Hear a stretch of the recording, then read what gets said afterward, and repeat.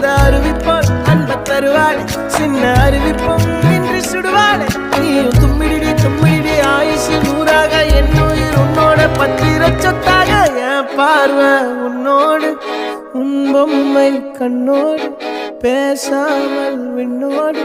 நாம் மிதந்து போவோம் காதாரா அடிய